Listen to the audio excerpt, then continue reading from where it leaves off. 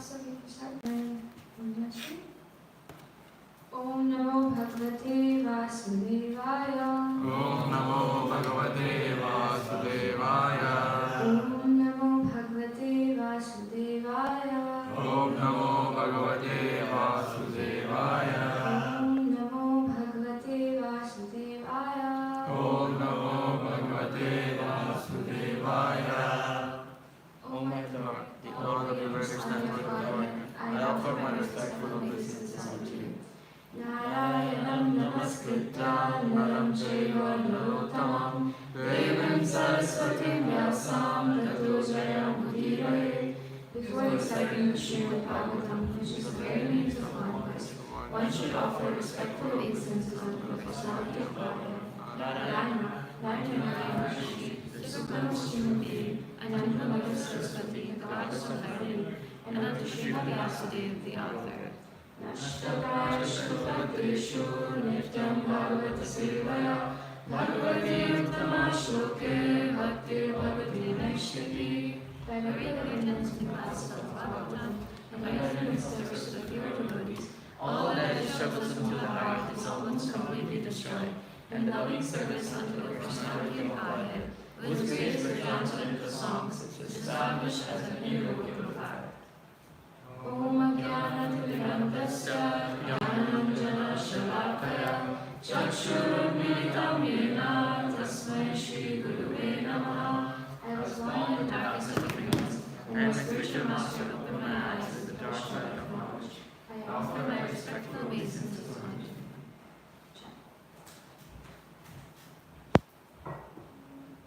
Okay, so Hare Krishna everyone. Thank you for joining us in the Bhagavatam class today. And before starting, I would just like to say and ask for your blessings.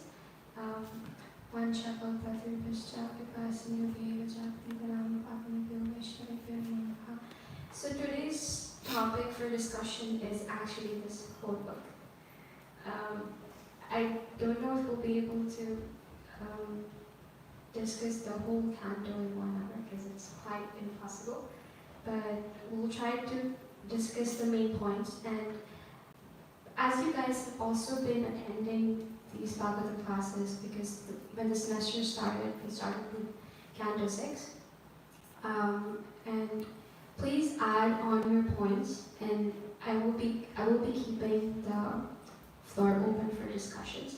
So please feel free to add any point that you feel like, okay, this might help here. Okay.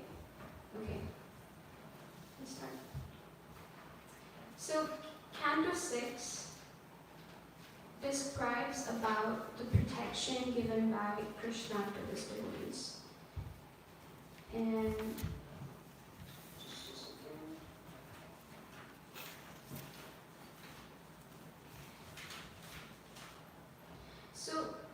so at the end of 5th canto, we talked about all the planetary systems, right? Where descriptions of all the planetary systems were given. And with that description also came the descriptions of hellish planets. When Parikshit Maharaj heard those descriptions, he was actually quite overwhelmed. He was being compassionate, and compassionately in the starting of 6th canto, he asked this question to Shukadeva Goswami: how can jivas be saved from having to enter hellish life conditions? So this is the relation between the end of 5th canto and then how 6th canto started, and why all of that Ajamal's pastimes, Ritasura pastimes, Indra's pastimes were actually discussed in 6th canto, right? Okay. So you can open the history of the life of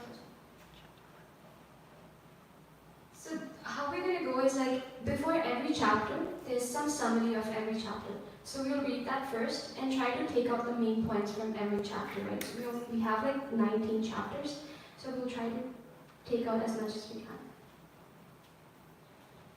Okay, who would like to read? Go ahead.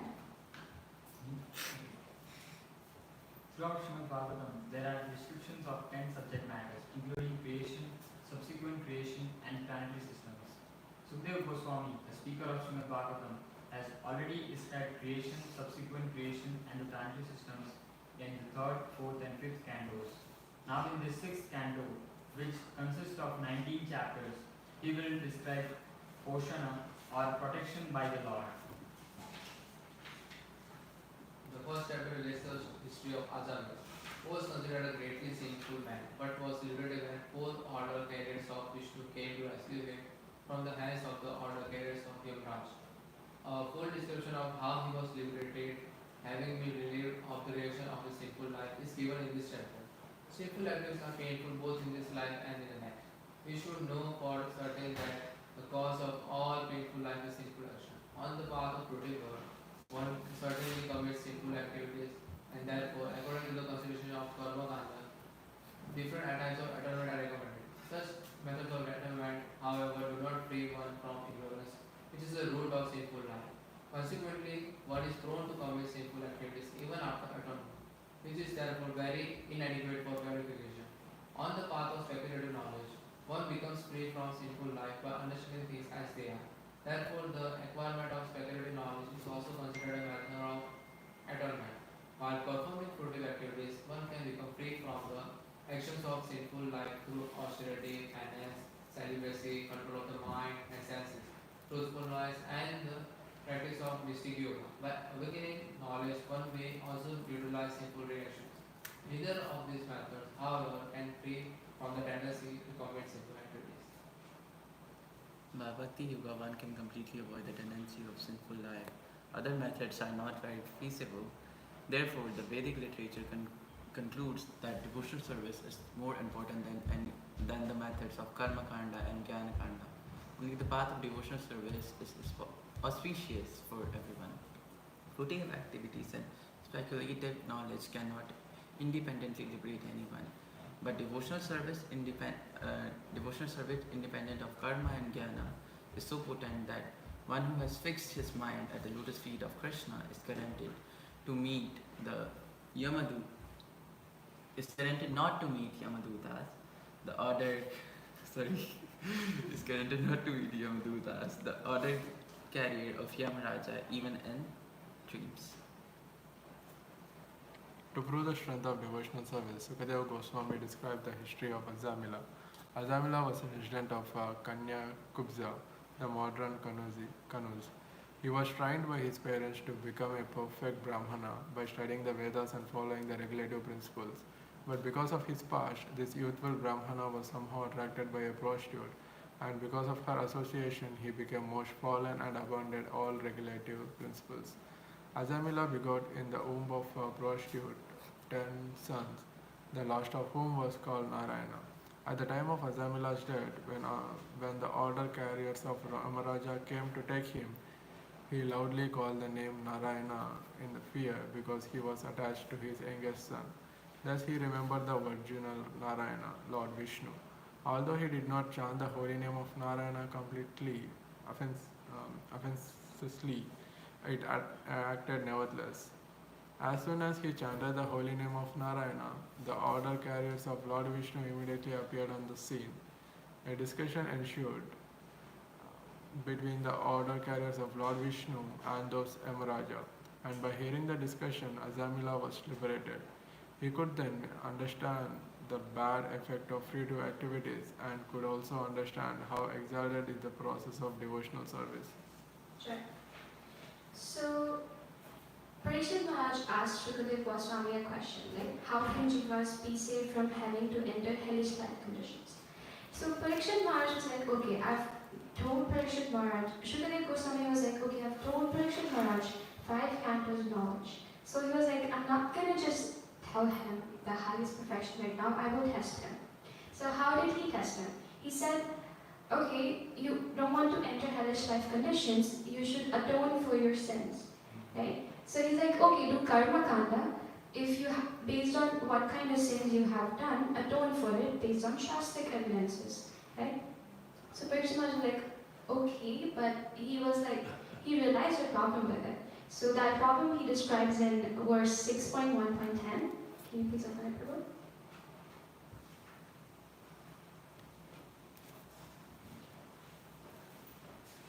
Can anybody read the translation? Okay.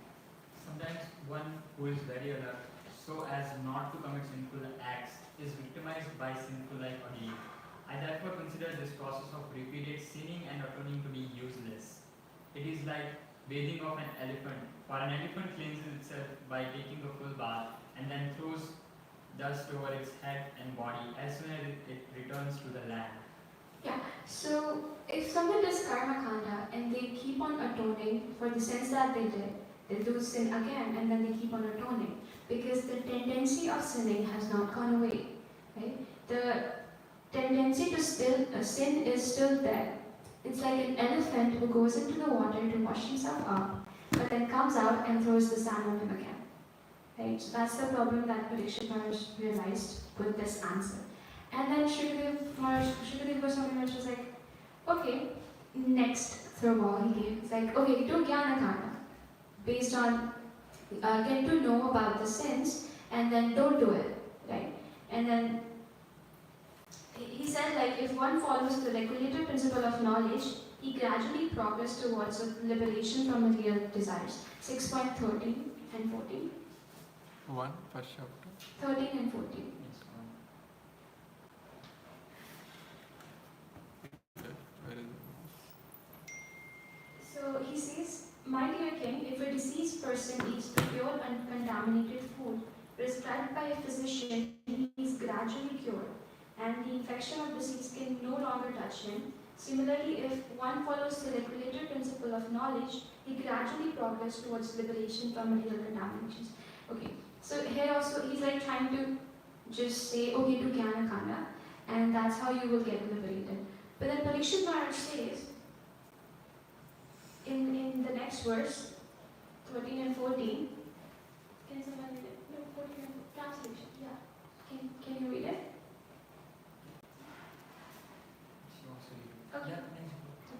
To concentrate the mind, one must observe a life of celibacy and not fall drunk.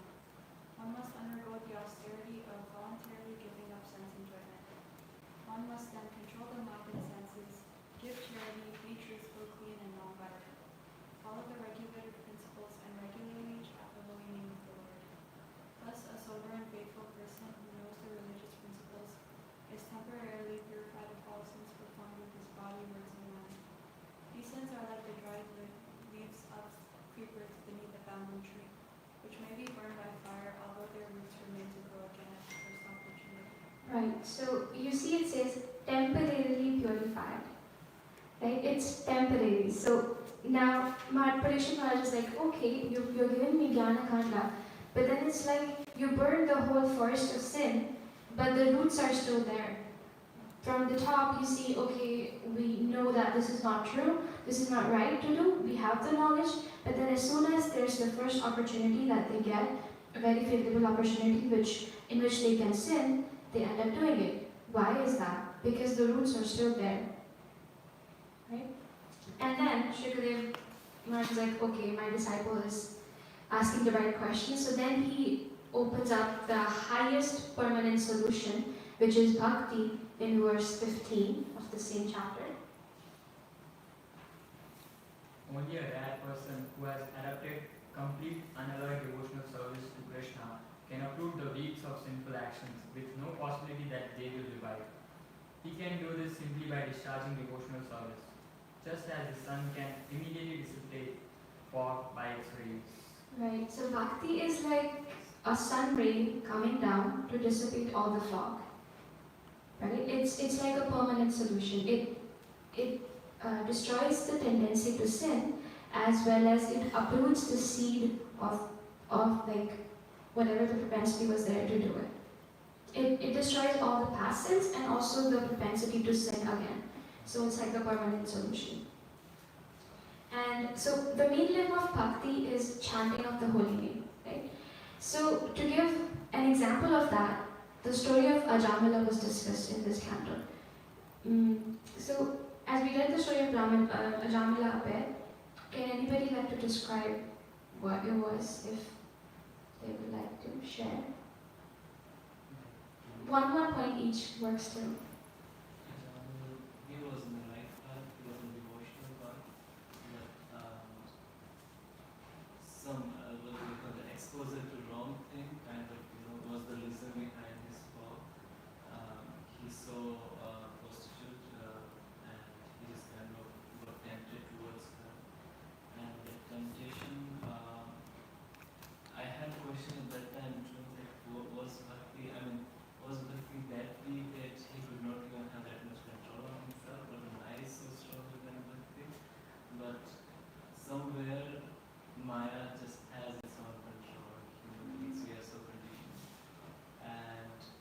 he just gives up on all the Brahmanical qualities and start doing sense gratification. But still, because of his past karmas, maybe, or because of his past devotional services, when his 10th son was born, a son, I just forgot the son's name. Was Yes, Nara. no, I mean the son who came. Oh, okay, the Son of Brahma.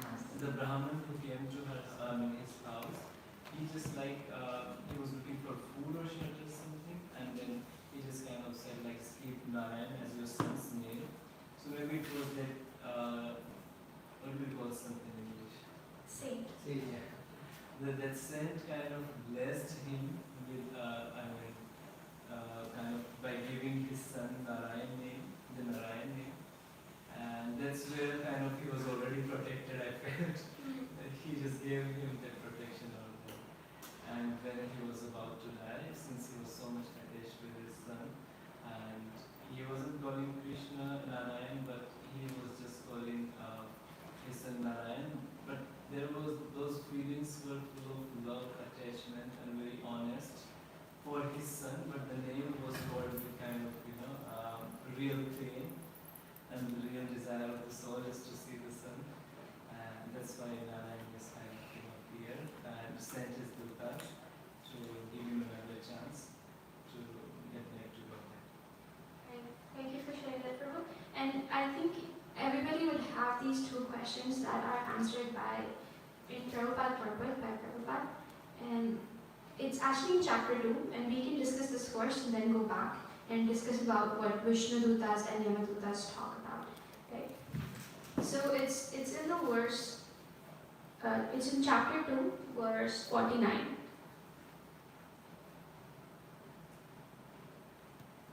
So the question is like, it may be accepted that by chanting the holy name of the Lord, one becomes free from all reactions of sinful life. However, one commits sinful acts in full consciousness, not only once, but many, many times. He is unable to free himself from the reactions of such sins, even after atoning from them for 12 years or more. How is it possible then that simply by once chanting the holy name of the Lord, one immediately becomes free from the reactions of such sin? Right? Like you asked that question, I remember way back, that how is that just by chanting one time of the name of the Lord that he was completely free? How he just tempted so many times before, and then one thing came and everything went. Right. I think it was the most important fact was that he chanted at the time of death. And it is said that whatever comes to your consciousness at the time of death, whatever you say, whatever you do, is actually what kind of life you get in the next birth. Also, he chanted helplessly, like the intensity of chanting and that he was calling out to Narayan, like out of helplessness, Yeah, so we'll discuss this here as actually here. So can you go a bit down? Yeah, a bit up. No,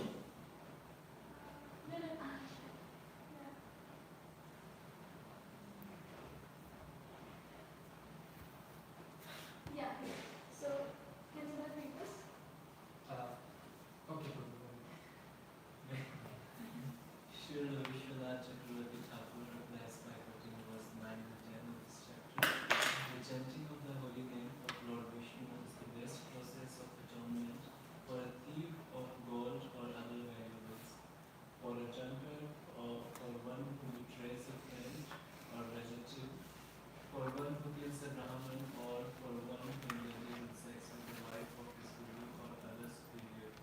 It is also the best method of atonement for one who murders women, the king of his his father, for one who slaughters cows, and for all other sinful men. Simply by chanting the holy name of Lord Vishnu, such simple persons may attract the attention of the Supreme Lord, who therefore considers, because this man has chanted my holy name, my duty is to give him protection. So the point is, by simply chanting the holy name of the Lord, such persons may attract the attention of the Supreme Lord. So how did Ajamila attract that attention? if you go a bit more up, after one paragraph, there's explanation. So Ajamila had named his son Narayana, and because he loved the boy very much, he would call him again and again. Although he was calling for his son, the name itself was powerful because the name Narayana is not different from the Supreme Lord. When Ajamila named his son Narayana, all the reactions of his sinful life were neutralized. And as he continued calling his son and thus chanting the holy name of Narayana thousands of times, he was actually unconsciously advancing in Krishna consciousness. Does that answer your question? My cell phone's name is Narayan. Okay, let's just keep that reading. I think this might answer your question. One may argue, Since he was constantly chanting the name of Narayan, how was it possible for him to be associating with a prostitute and thinking of wine? By his sinful actions, he was bringing suffering upon himself again and again. And therefore, one may say that his ultimate chanting of Narayan was the cause of his being freed. However, his chanting would then have a naam of Rag. Namo Gala Yashyahi Appa Buddhi. One who continues to act sinfully and tries to neutralize his sins by chanting the holy name of the Lord is a naam apradhi, an offender to the holy name. In the response, it may be said that Ajamila's chanting was inoffensive because he did not chant the name of Narayan with the purpose of counteracting his son's truth. He did not know that he was addicted to sinful actions, nor did he know that his chanting of the name of Narayan was neutralizing them. Thus, he did not commit an avaprat, and his repeated chanting of the holy name of Narayan while calling his son may be called pure chanting. Because of this pure chanting, Ajamil unconsciously accumulated the results of bhakti. Indeed, even his first utterance of the holy name was sufficiently to nullify all the sinful reactions of his life. To cite a logical example, a fig tree does not immediately yield fruits, but in time the fruits are available. Similarly, Ajamil's devotional service grew little by little, and therefore, although he committed very sinful acts, the reactions did not affect him.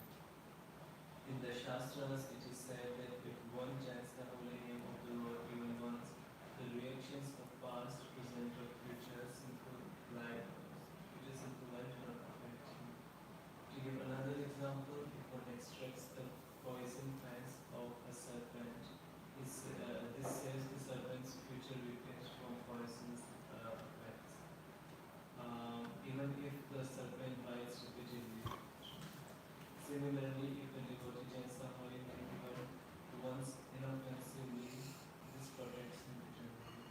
He need only wait for the results of the chanting to mature in due process. Does that answer your question? That's what so many people, they have their kids' name like Radha, Krishna, and most of the times they know they are calling Krishna. But if they keep the name with the purpose like, oh, by keeping this name, I can just somewhere protect myself. That's where they are wrong.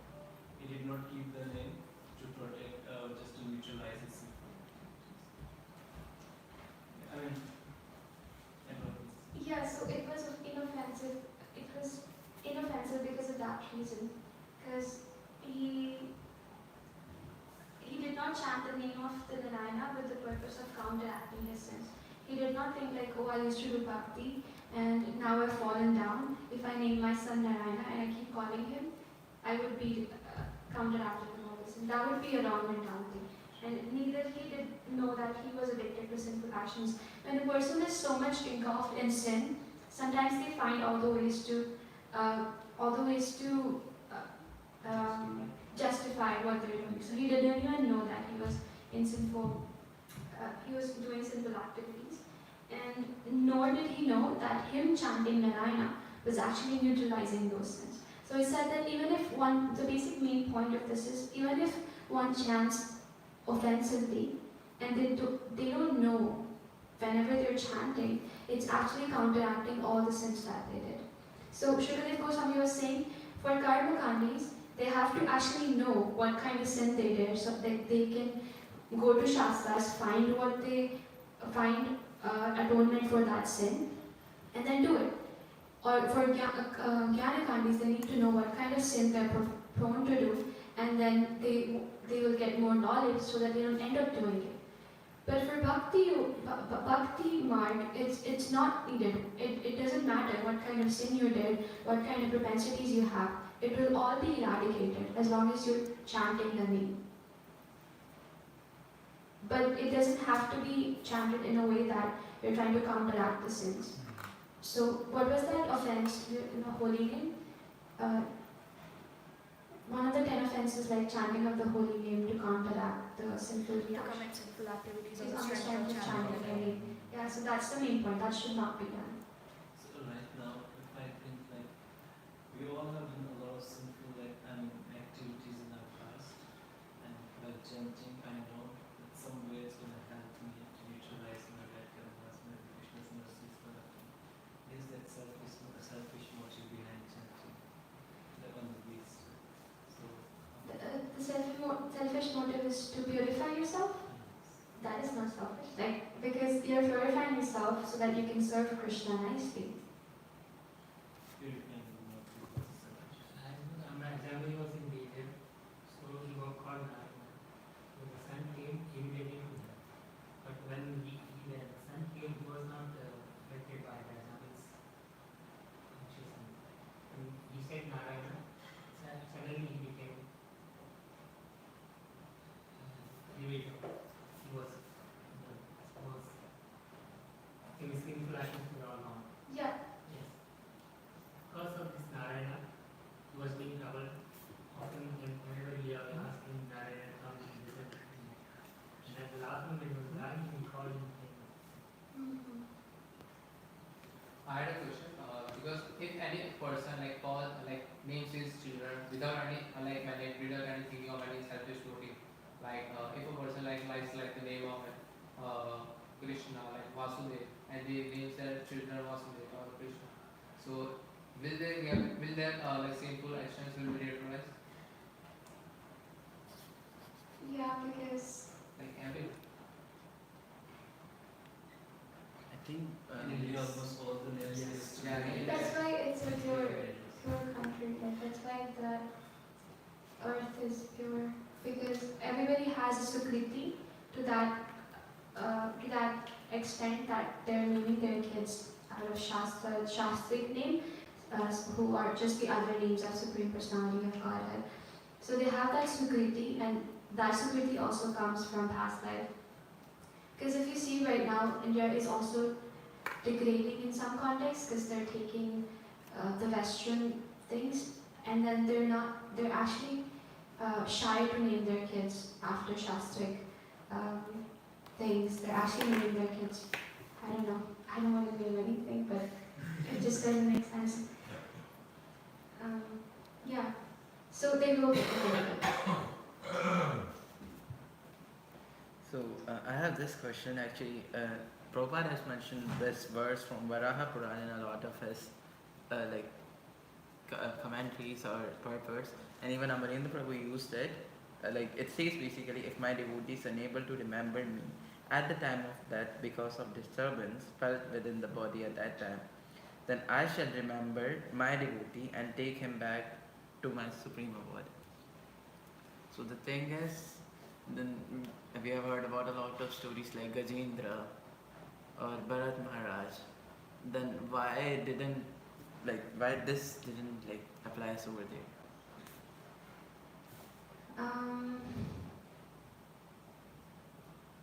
So you're saying that Krishna has said that even if a pure devotee is not able to remember him at the time of death, he will come. But then what happened in the case of Bharat Maharaj?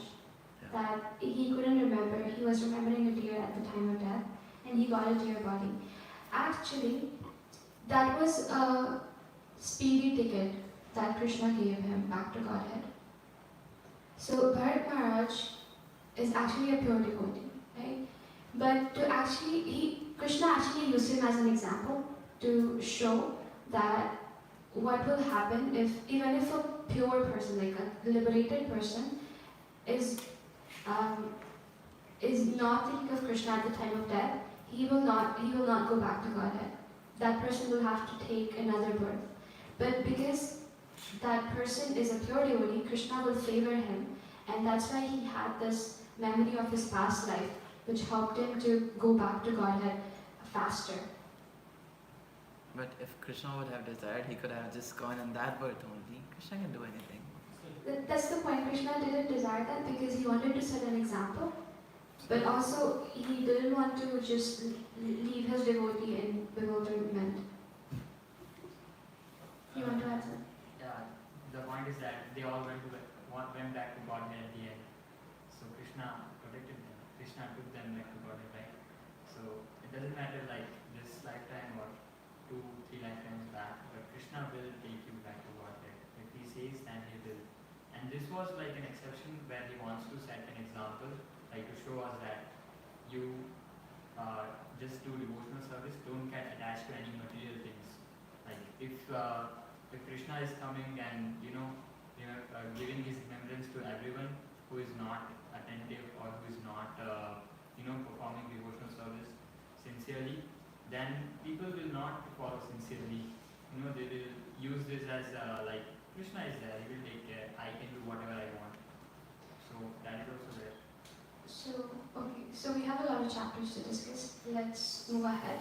So now when Ajamila was on the deathbed, 3 Yamadutas came and they were trying to snatch his soul from his heart with ropes and everything. So there's like also a very nice description in see here.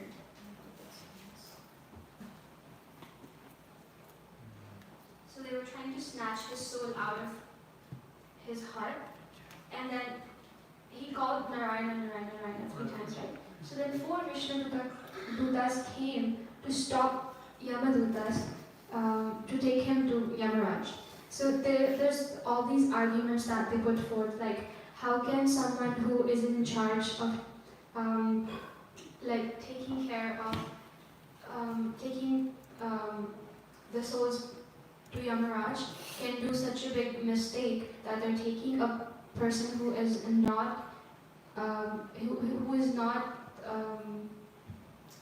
punishable for his offenses anymore because they've chanted the name of the Lord. So then they cut those ropes with their swords and they asked Yamadutas to go back. They shoot them away. So then that that discussion was heard by Ajamila. So when Ajamila heard that discussion, he was very much taken back. He realized what was he did. He realized his mistakes, and then that's the second chance that Prabhupada talks about. There's also a book, smaller book, if anybody would like to read. They should read that book as well. Like it describes how Jamila got a second chance, and then when he got that second chance, he did not lose it. He went to Haridwar, he purified himself, and then he only concentrated on the lotus feet of the Lord, and that's when Vishnu Dutas came again at the end of life. And at that time, Ajamila took a spiritual body, which was optimal for him to associate with the Lord. And that's when Vishnu Dutas came and took him back to Vaikuntha. Okay? And then now, on the other hand, Yamadutas go back to Yamaraj, and they're very much like taken aback, like, okay, they told Yamaraj everything that this happened. 4 very beautiful men came and they stopped us from doing what we're doing. And then, are you not the authority? Like, is there any other authority than you, who is higher than you? And then Yamaraj wasn't offended. Like, if you go to someone and then tell them, like, are you not the authority? Like, is there anyone higher than you? People might get, what do you mean? Like, I'm the authority, I have power.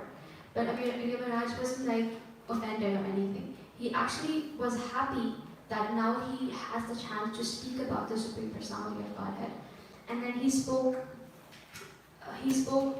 to the Yamadutas, and I'll read the translations really quick.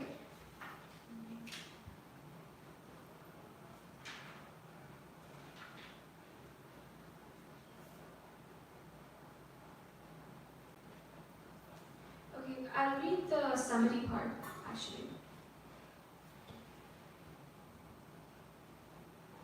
Yamaduta approached Yamaraj, who very exhaustively explained Bhagavad Dharma, the religious principle of devotional service.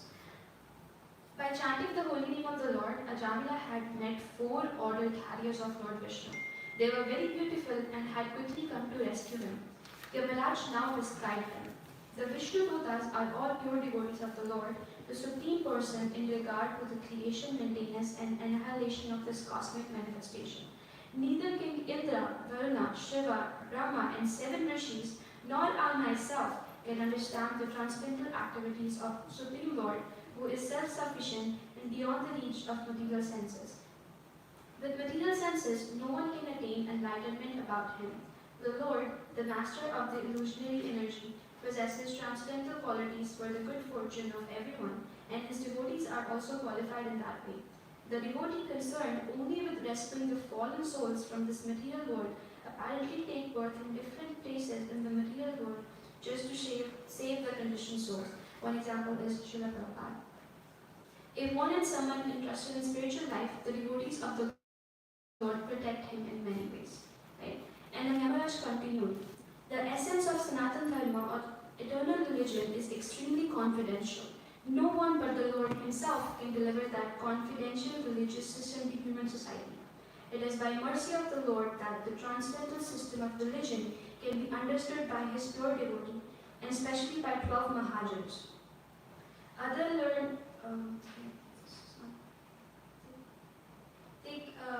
people cannot understand the glories of chanting the holy name of the Lord, and intelligent persons, however, take the devotional service of the Lord. So he's just trying to explain that there's someone beyond than me. There's someone but bigger authority than me who has the supreme control.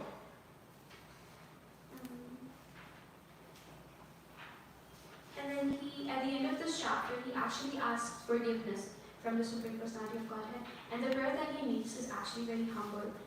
And actually that.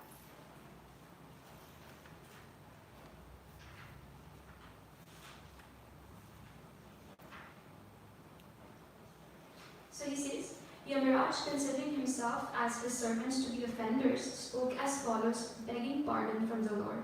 O my Lord, my servants have surely committed a great offense by arresting a Vaishnava such as Ajamila. O Narayana, O Supreme and oldest person, please forgive us. Because of our ignorance, we fail to recognize Ajamila as a servant of the Lord, and thus we have certainly committed a great offense. Therefore, with folded hands, we beg your pardon. My Lord, since you are supremely merciful and always full of good qualities, please pardon us. We offer our respectful obeisances unto you. And then Yamaraj describes who should the Yamadutas bring to him. And then he says, anyone who has never chanted the name of the Lord ever, who has not paid obeisances to Krishna ever, they should bring only that person. If even for once someone has chanted the name of the Lord, they should not bring him. So you see the benefit that devotees are trying to give to the souls on the earth when they go for Sankirtan, and then they ask, okay, please chant with us. And then, from that smaller card, they're able to chant even one time. And this is written in Bhagavatam now, and that we just read. Even once, chanting of the name can stop them from going to those hellish life conditions. There are actually 28 hells which are described in end of 5th canto, and every single hell has a different punishment attached to different sins that they did. And imagine just by chanting one time Krishna, Hare Krishna, Krishna Krishna, Hare Hare, Hare Ram, Ram, Hare Hare, they won't go to those hellish life conditions. So devotees are just so merciful. Yeah, so Srila Goswami says, my dear Queen, the chanting of the holy name of the Lord is able to uproot even the reactions of the greatest sins. Therefore, the chanting of the Sankirtan movement is the most auspicious activity in the entire universe. Every time we go for a Sankirtan, we should read this verse before going, so everybody inspired to do more Sankirtan. And then it says, please try to understand this, and so that others will take it seriously. Which verse is it? This is Canto 6, Chapter 3, verse number 31. Okay. Now we go to any questions. We're not going to complete the whole chapter, it's just impossible. We can actually just take discussion questions, or if not, we can go ahead. Go ahead. Go ahead, okay. Chapter 4. I think Jamil was saved by Vishnu or He was saved by Vishnu Dutas. So, Dutas are from Vishnu, from Maya. no, from Vishnu. They're Vishnu Dutas. Like Vishnu Dutas are like the message carriers of Lord Vishnu. So they're sent by Lord Vishnu to protect all the devotees. Okay. Chapter 4 is the Hamsaguya prayers offered to the Lord by Prajapati Dash.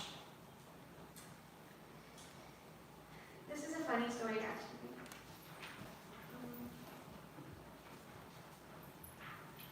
Let me see if I can give you the context of two chapters together.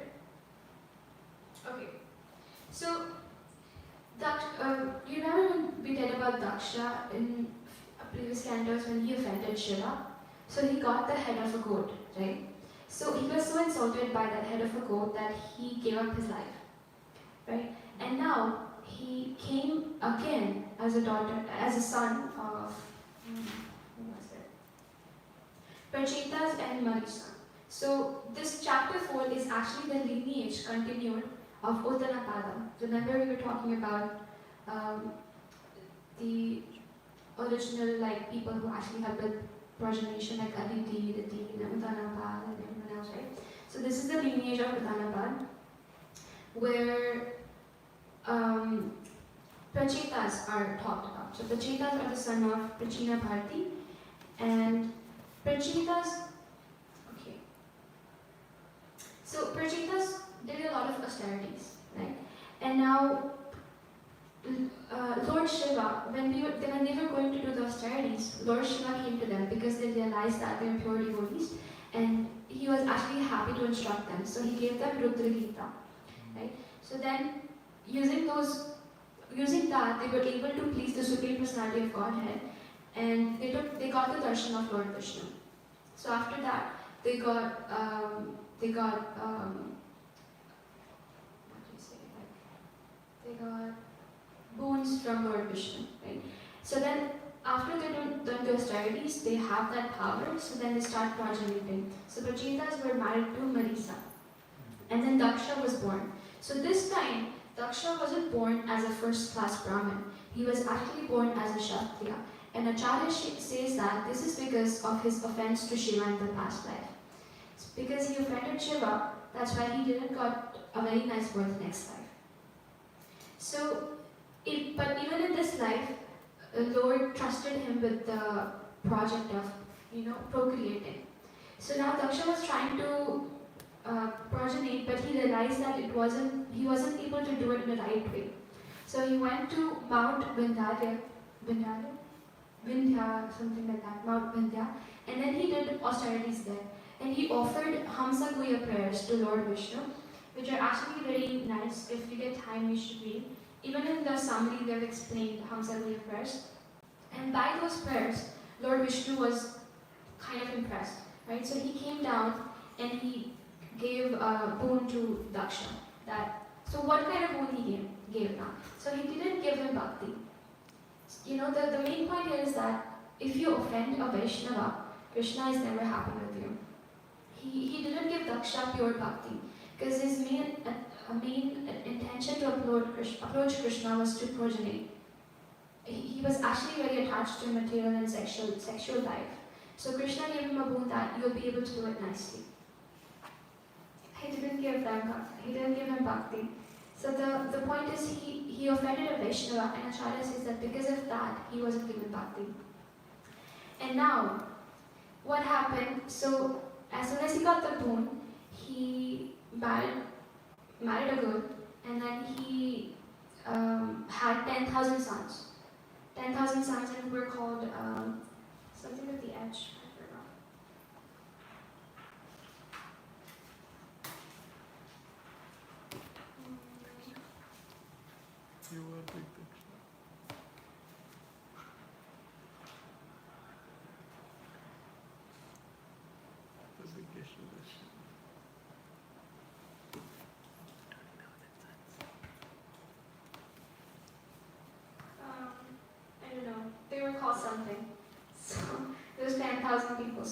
Daksha sent them to do austerities in the forest. And what happened? So Narad Muni met them. So when Narad Muni meets someone, what does he do? He's a pure devotee. He tries to give bhakti to them. So now he told them a story with a hidden meaning. So that hidden meaning was to, why do you have to get into a material life? You should just go and stay away from this procreation thing, and just you'll be able to go back to Godhead. So all the 10,000 not Prachetas, Haryanas, something like that. And then they realized that, oh, what do we have to do with this material life? So they gave up everything, and then they took brahmacharya. They took celibacy vows. Now, Brahma is like, not Brahma, Daksha, he was very infuriated. He was like, Narada, like, what is this? So, okay. So then he again begot 10,000 children with his wife, and then again Narada Muni instructed them, and they all were brahmacharis. So, like 20,000 sons were actually brahmacharis. Like Daksha was actually very happy initially, like 10,000 children. That's a very huge contribution to his father's project, Lord Brahma. Like, but then they all were like celibate. So now what does he do? So he got very infuriated, and he cursed Narada Muni that he won't be able to stay at one place for a very long time. Right? So what's the main point here is like, two devotees can actually have different services. So both of them are just trying to do their services. Narada Muni had the service of bringing the souls back to Godhead, right? And Daksha had the service of progeniting. Now they're not intentionally trying to conflict. They're not intentionally trying to throw each other's service off, but it's just conflicting service, right? So Narada Muni was, when he was cursed by Daksha, he was very calm and composed. He didn't curse him, or he didn't say anything back to him. But Daksha, being impatient, he cursed Narada Muni. Now he did another offense to another pure devotee of the Lord. Now he will pay. Now he has to bear consequences of that again, sometime, right? And now in the 6th chapter, Daksha is like, enough of this. Now he was being strategic, and what he did, he begot female children. He's like, so Narada Muni could not instruct female children to take celibate vows, because females are actually there to serve their husband, right? So he couldn't instruct them to just go be sannyasis. So females have to go to Grihastha life. So then Daksha was like, okay, this is my chance. So what he did, he gave those daughters in charity to different Mahajans. Like, and there's a whole description of who were born of who. It's like very intricate details. You guys can go ahead and look it up. But the main point of main story that will help us to go understand the 7th chapter is that Aditi, one of the child of Daksha, daughter of Daksha, was married to Kashyapa Muni, and from Kashyapa and Aditi they got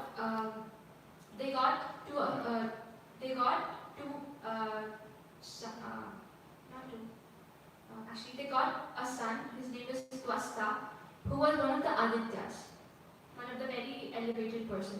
But he married a daughter of demon, and then from that union, two sons were born. Some Visha and Vishwarupa. Vishwarupa is the main person here. So Vishwarupa has both kind of inclinations, demoniac from his mother's side, and then demigod inclinations from his father's side. So Vishwarupa is kind of in the middle, right? So now, in chapter 7, what happens, just remember Vishwarupa, okay? Chapter 7, it describes a pastime of Indra in which he offends Brahaspati. Right? So Indra was so intoxicated and so engulfed in the material enjoyment with his demigods in a sabha, in an assembly, that when Brahaspati came there, he forgot to pay obeisances to him. He didn't recognize that Brahaspati is there, so he did not pay obeisances to him. So Brahaspati realized that Indra is being prideful, so he left the assembly. So then, after he left the assembly, Indra realized what mistake he did. Indra realized that he offended his spiritual master, so he tried to find him everywhere. But he couldn't find Brihaspati. And because they offended their spiritual master, they lost all opulence and all power, and they lost in battle to demons. So demons were powerful at that time because they were following the orders of their spiritual master, Shukracharya. So this is another point here: never to offend your spiritual master. Right? So they helplessly went to Brahma to ask for help. So Brahma said, accept Vishwarupa as your priest, as your priest to help you win this war against demons. So they approached Vishwarupa. Vishwarupa was actually younger to them, but he had more knowledge. So this is another point. Anyone who is even younger to you but has more knowledge, accept them as your mentor. There's no shame in accepting someone younger to you as your mentor if they have more knowledge, if they have more, if they can explain you the signs of God better than anyone, just accept them as your mentor. So Vishwarupa helped King Indra to win the war against demons using a shield called Narayana Kavacha. So, but Indra realized at the end of it that he was also helping, he gave the remnants of that yagya to demons also. Because he had inclination of both sides. Lord Brahma kind of told him that please be aware that he's inclined to both demons and demigods, but he didn't listen. So Indra got infuriated that, oh, he gave the remnants to demons and he was afraid that demons might win over him. He beheaded Vishwarupa. Another offense against another pure devotee. Right. So, yeah, there's just a lot of offenses that Indra did. So then he was chased by a Chandal woman in the whole universe. So he had to take a shelter in, I think, Mansar. So somewhere he had to take shelter, and then he had to stay there for 10,000 years. And then he had to distribute his simple reactions between earth, women, water, and one more thing. Yeah, 4 things distributed. So the descriptions of that whole thing. Yeah, so that's like till chapter. Right. I think I did till chapter 8. Chapter 9 and then are very recent. So we don't have more time. So.